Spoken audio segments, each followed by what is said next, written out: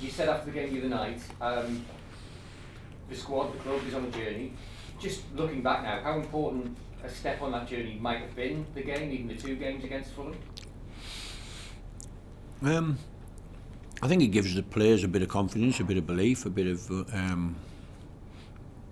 that they can compete at a certain level, and because you can feel their extra quality, their extra positional,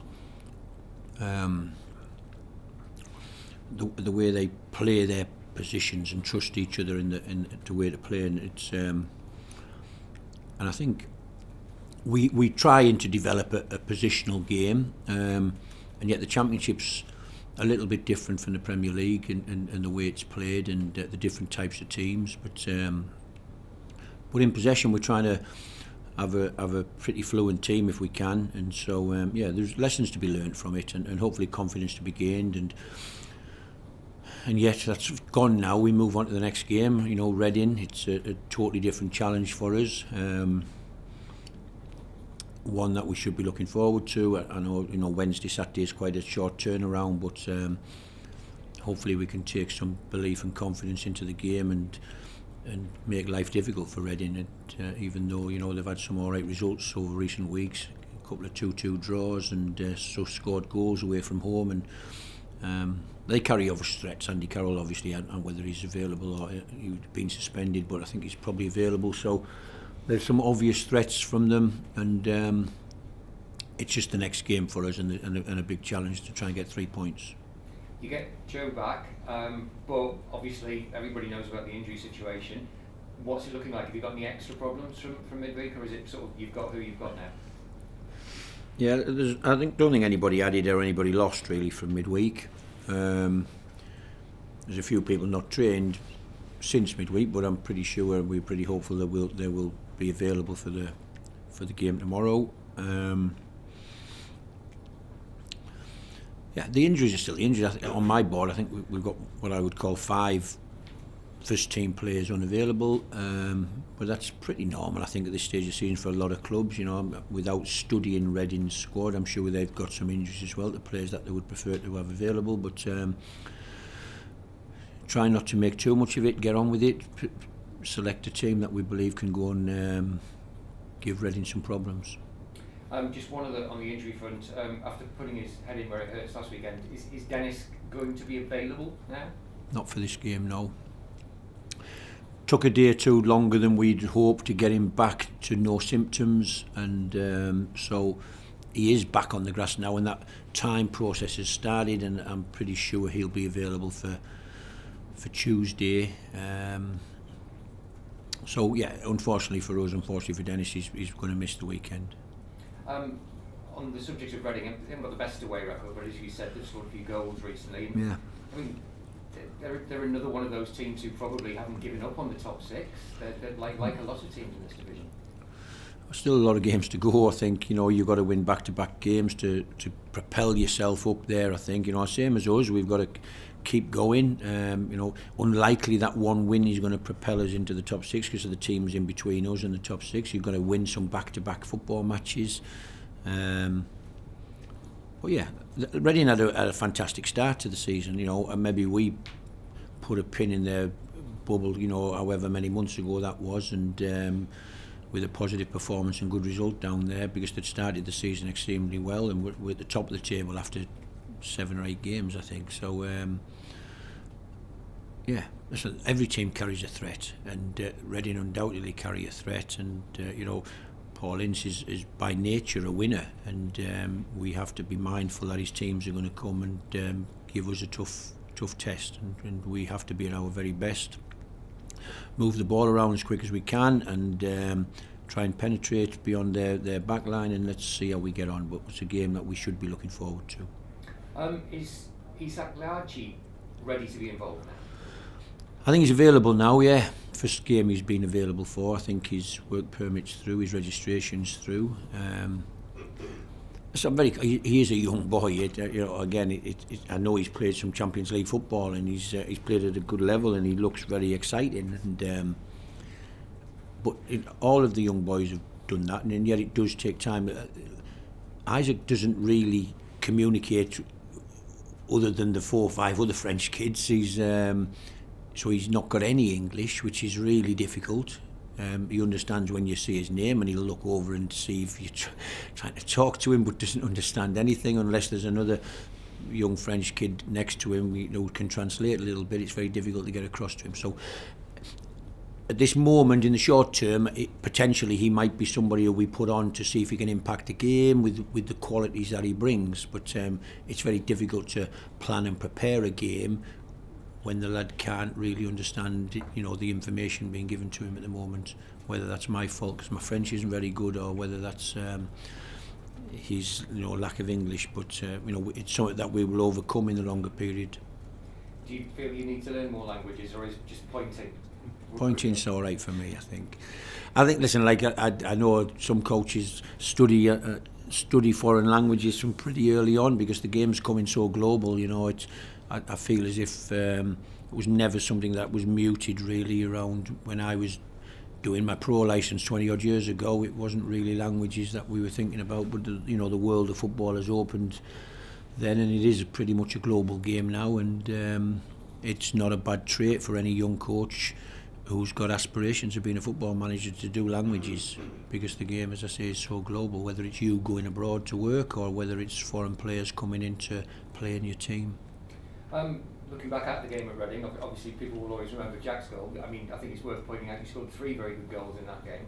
Just wondered at that stage, not really the individual goals, but just the sheer fact of the team being able to go against an established championship team, perform well, score good goals. At that point in the season, do you think that was important?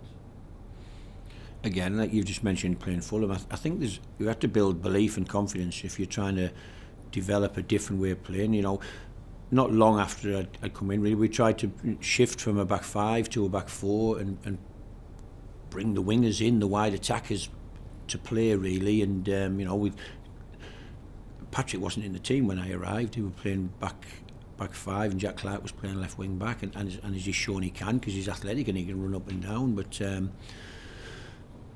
I found it just difficult to find it to pick a team without Patrick Roberts in it really, and so we developed a style and a formation where we had our technical players on the pitch, and we tried to dominate possession more and play with the ball, and at the moment they're just buying into that and keep going really. Let's wait and see. But every team has a different plan. I do feel over recent weeks teams have targeted our right side of trying to stop Ahmed and Patrick and Trey. To be fair, it's getting involved in all of that play down the right side. It becomes a focus for the opposition to try and stop the quality that we possess down that side of the pitch. So we hope that has maybe it's part of the reason Jack scored a couple of good goals over the recent weeks, because teams, they don't neglect the left side, but if you can work the ball down the right, shift it to the left quickly, cut inside and shoot, it can work. And so it's things that we have to keep adapting, because there's modern day football, everybody's got analysts, everybody sees every minute of every game you play, and they study you and they watch you, and you have to keep evolving as a football team.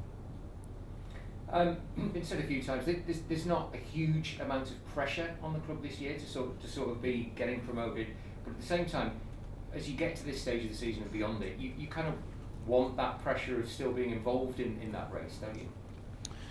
Yeah, of course. I think that's the balance I've been feeling really. We're trying to get these young boys game time to play and to evolve and to be part of the structure moving forward. And yet we want to try and win games, and thankfully the young players have stepped up to the mark generally, and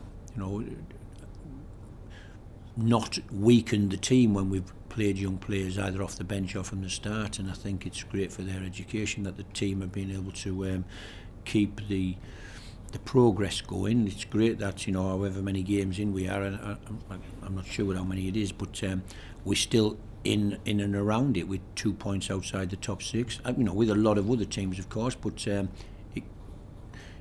look at Wigan, for instance, a team that came up out of the Division 1 with us, they find themselves where they are, and it's a more difficult season for them, so it's a real positive for the club that we are competing in the league at this level, and who's to say what the next 16, 17, 18, whatever it is left games, that we can't maintain it, keep going, win some football matches, keep ticking them off, see where the league table takes us. But as I've said, whether the depth of the squad allows us to do that, we'll have to wait and see. We've been pretty unfortunate, in my opinion, with the striker situation, and at different times we've had no defenders either.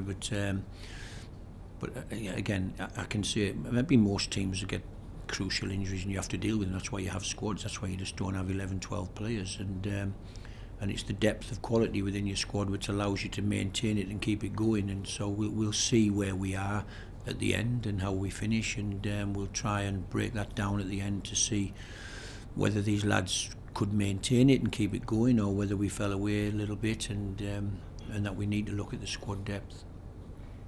Your squad depth is obviously going to be tested over the next couple of weeks. I could go back to Wednesday, but obviously you have the game on Wednesday night. If you take it from Saturday, it's 5 in 14 days, all championship games. How do you do that? Do you just go for every game one at a time, or do you actually actively have to think, well, such and such will have to play one or two of those games and like that?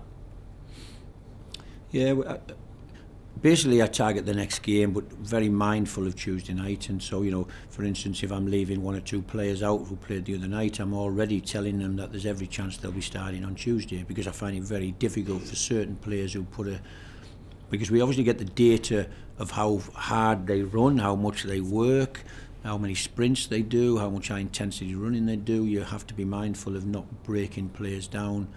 And if you don't think there's much between the quality levels of certain players, then it's no problem to change them and protect them, and 20 minutes at the end rather than 60 minutes, 70 minutes at the start, and then switch them over. And hopefully they understand that. That's my job really, is to try and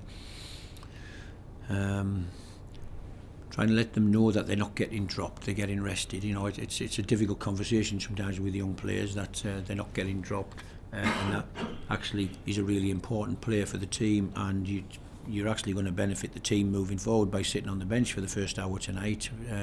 Hopefully let's hope you come off the bench and score the winner and you're really happy, and then you're starting again in 3 days' time, because the other lad who's did 60 tonight, he's going to sit on the bench. And you have to talk to them and try and get them to understand that what's important is the team, the club, not necessarily themselves or their career at this moment. We're trying to collectively achieve, and they have to understand sometimes that they